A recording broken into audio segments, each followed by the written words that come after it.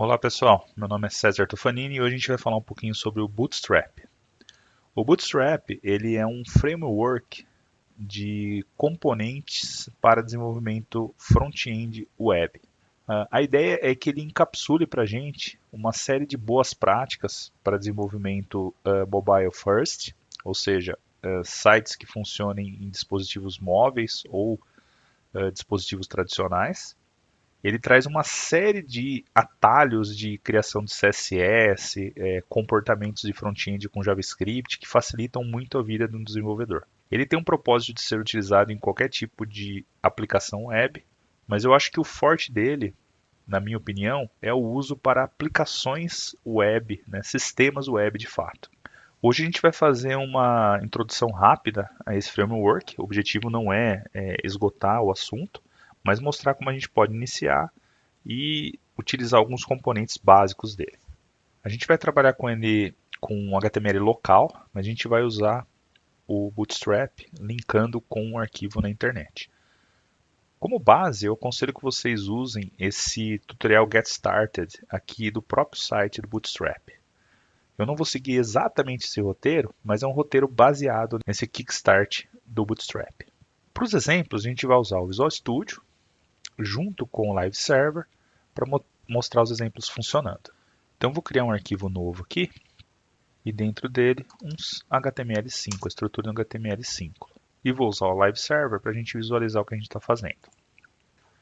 Então, a pagininha está criada e funcionando aqui.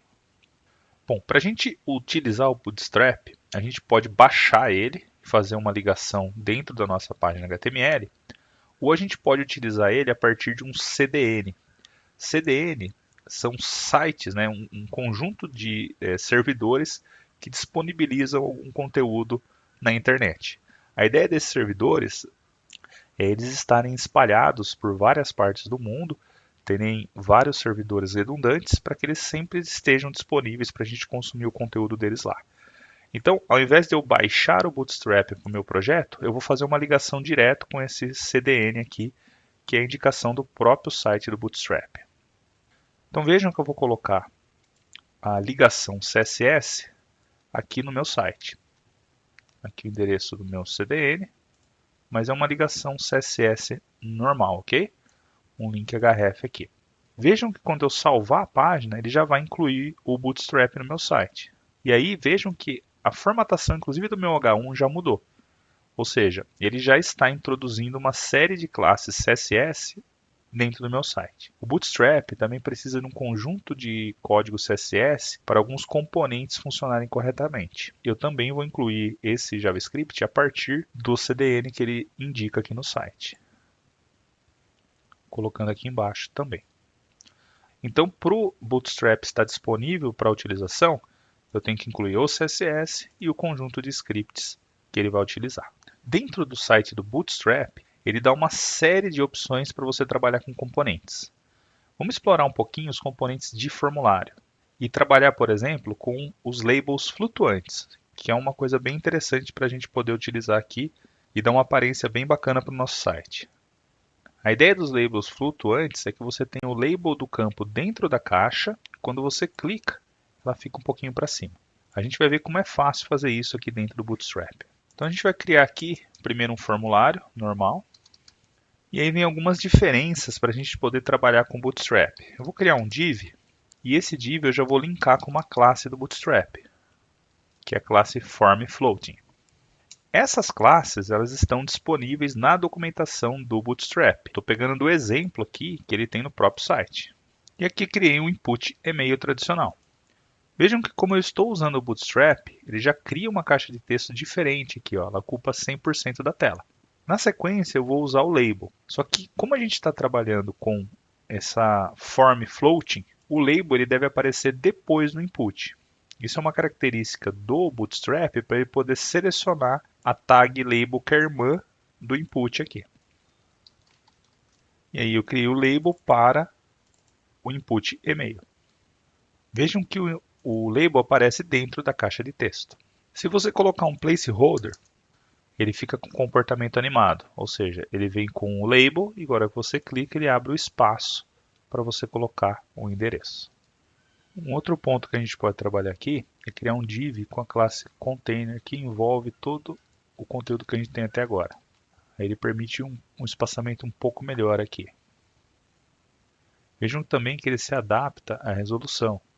O H1 ele fica um pouco maior com uma resolução maior e um pouco menor com uma resolução menor.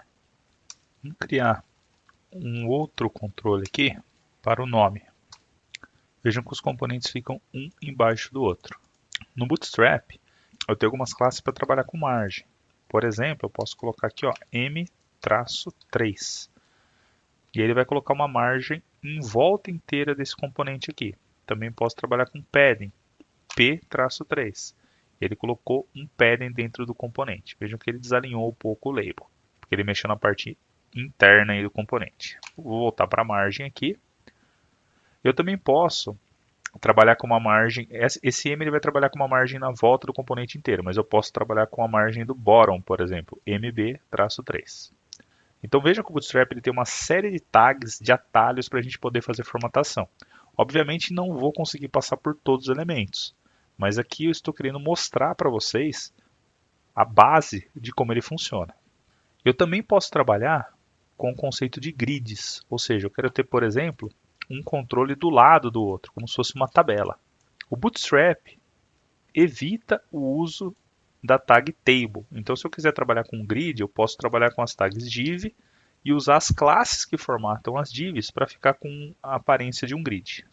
Então, eu vou colocar esses dois componentes dentro de um row.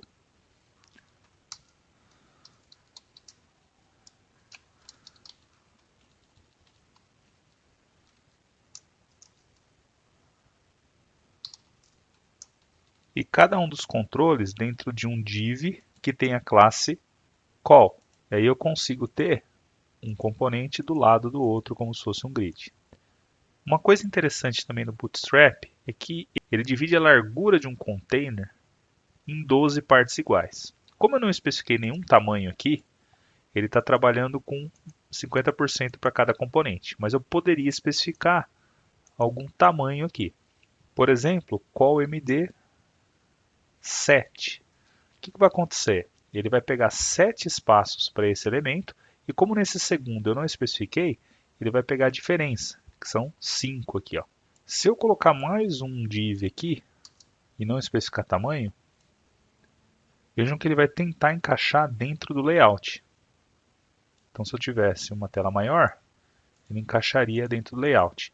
Aqui tendo o tamanho 7, porque eu especifiquei, e aqui ele dividindo igualmente o que sobrou de espaço aí. Lógico que desse jeito não está cabendo muito bem na tela. Se, por exemplo, eu especificasse qual MD7 para todos eles, como o tamanho é 12 de largura, ele automaticamente quebra a linha, porque 7 mais 7 vai dar 14 e não vai conseguir colocar aqui. Vejam que essa especificação de 12 espaços para a tela é um sistema que o Bootstrap usa. Então, se eu quisesse que os 3 coubessem dentro da tela, eu teria que trabalhar ou deixando sem especificar tamanho, tirando tudo isso daqui, e aí ele vai dividir igualmente, ou colocando mais espaço ou menos espaço para o que eu quero. Por exemplo, 5 para o e-mail, 5 para o nome e deixar o restante aqui para a idade. 5 mais 5, 10, a idade vai estar ocupando 2 espaços. Então eu posso usar a combinação desses caras aqui para fazer a formatação do meu formulário. Então, por exemplo, eu poderia deixar aqui uma linha separada, e aí como eu mantive aqui a largura desse cara, ele ficou ocupando esses 5 espaços aqui. Se eu tirar isso aqui, ele vai voltar a ocupar 100% da tela, e aí eu consigo ir montando o meu formulário. Aqui embaixo agora o nome ficou menor, porque eu estou determinando 5, e como a idade eu não passei nenhum valor, ele está ocupando todo o restante do espaço. Mas eu poderia aqui aumentar, por exemplo, para 7, e aí ficaria mais proporcional. Vamos incluir 2 botões também, um para enviar e outro para limpar o formulário. São botões que funcionam normalmente. Então, se eu digito aqui e clico no limpar, ele vai limpar, e o enviar ele tenta mandar o formulário para o server.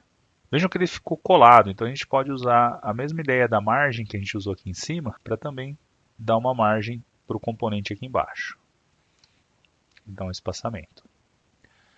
Esses botões eles não estão com a classe do Bootstrap. Vamos estilizá-los usando as classes do Bootstrap. Vou falar que ele é um botão. Vejam que ele vai perder a cor, perder a borda, mas ele continua funcionando como botão. E aí eu tenho algumas classes para formatar. Por exemplo, btn success. Ele ficou um botãozinho verdinho que quando eu passo o mouse ele fica mais escuro. O de baixo também vamos formatar. Vou chamar ele de btn warning e ficou amarelinho. Todas essas classes estão na documentação lá no site do Bootstrap. Reforçando, não dá para a gente passar por todos os elementos, mas eu estou mostrando para vocês como é o funcionamento para que vocês consigam estudar e montar seus próprios formulários.